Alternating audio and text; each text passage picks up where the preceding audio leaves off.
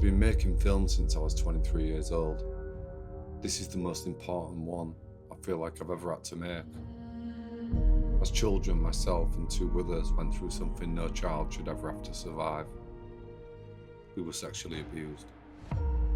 We spoke up. We told the truth. After speaking out, we believed the system would protect us, support us. But while we waited for the case to come to trial, we were told we couldn't access counselling.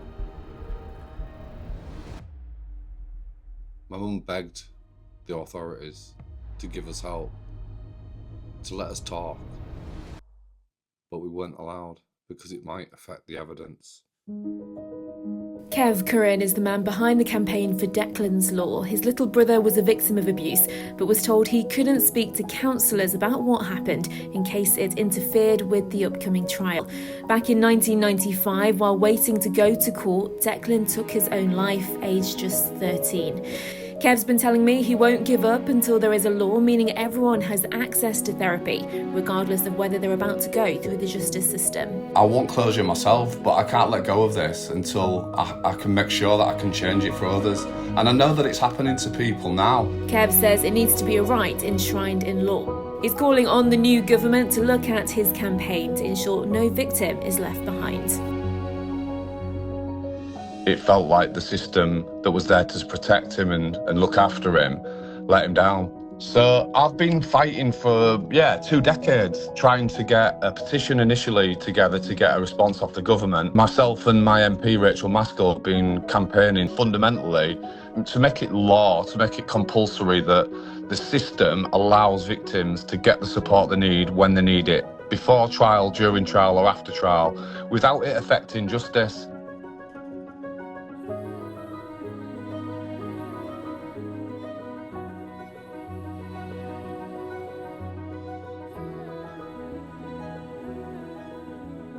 Yes, I'll take a question. Maskell. I'm grateful to the Secretary of State giving way. The family of Declan Curran, who tragically took his life aged just 13, pre-trial, have wanted me to stress in this debate the importance of child victims of sexual abuse and their inclusion in Clause 2, the Victims Code, and how they should be able to access comprehensive psychological services without any delay, and that this must not be seen as interference in the evidence of the trial, with victims' evidence being recorded at the time of the crime. Will that be fully included in the bill without delay? It's incredibly important that child victims do receive the support they need, and that should not be a bar to them giving a video recorded piece of evidence, for example, so that they can participate in that trial as well. I'm very happy to meet with her to discuss the particulars, but the general principle is this. If child victims, who of course are victims within the ambit of the bill, need that support, they should get it.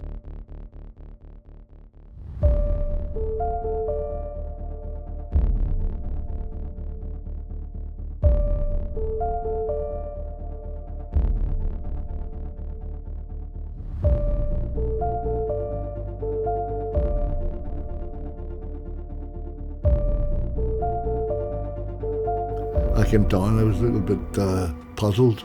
There was 2 individuals claiming to be from the local press, asking me my side of the story. I said, what story? Haven't you heard? Your son was found hanged this morning. I was numb. I always remember writing that poem, what price a child's life? Why argue or why the strife? Where's love when children die? Where's humanity? Do you hear the cry? They knew something was wrong. The authorities didn't step in. Declan's death was preventable. The child needs the guidance, the family needs the practical support in order to at least try to bring some closure to the situation. Every time I hear of abuse of a child, that will trigger memories. And I get so frustrated at times because the system isn't working. Children are still continuing to suffer. Declan's law will be most certainly a big advancement for the protection of children everywhere and could be a leading model for other countries, in my opinion. Children come first. Do you think Declan's law will happen? It has to happen. It's a moral stand we must take. If we were to do nothing about it, we're going to let other children suffer and families suffer to the same extent.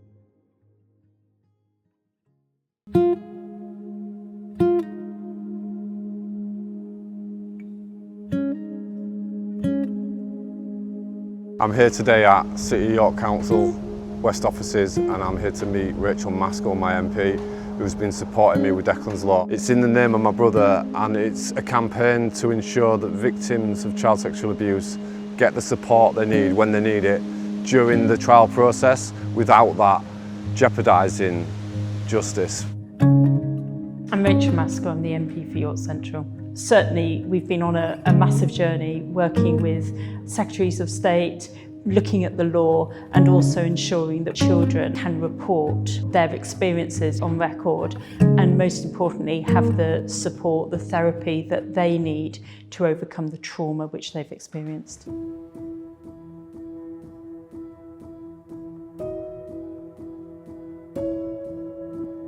I'm really grateful to my right honourable friend who's making an excellent presentation to the House right now. My constituent, Kev Curran, has campaigned all his life in memory of his brother Declan, who tragically took his life. He was a victim of child sexual abuse. And being able to access therapeutic services is one thing, but we know that many therapeutic services are very reluctant to provide that service for the sake that their evidence from their medical records could well be used to try and break a case. Will she ensure that people will not only be able to get access to those therapeutic services, but their records will not be used in evidence to destroy a case? Lord Chancellor, my honourable friend raises a really, really important point, and I'm sorry about the case of her constituent. She'll know that is one of the leading recommendations from the ICSA review. It's something that the Department of Health is already committed to taking forward, and I know that we will see more progress made in this area. Madam Deputy Speaker, under this bill, for the first time, the Commissioner, the Victims Commissioner, will be able to act on individual cases that expose systemic failure. Declan's story is a story from which everyone must learn about the risks to children. What we've been able to see from the data is the scale across the country today. The NSPCC say there's 87,000 children every year who experience child sexual abuse.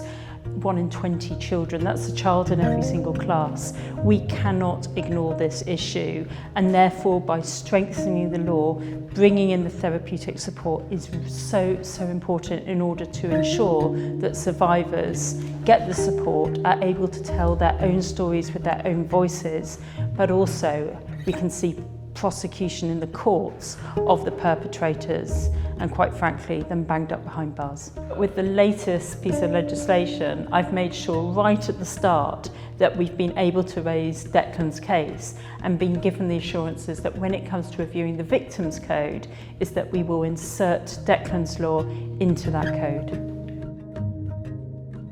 The whole system has to focus on keeping children safe but also addressing their trauma. So survivors and victims of child sexual abuse absolutely need the interventions that can keep them safe. And unfortunately at the moment, many therapists are pulling out of the system for fear of what will happen to the evidence they may be required to provide to the Crown Prosecution Service.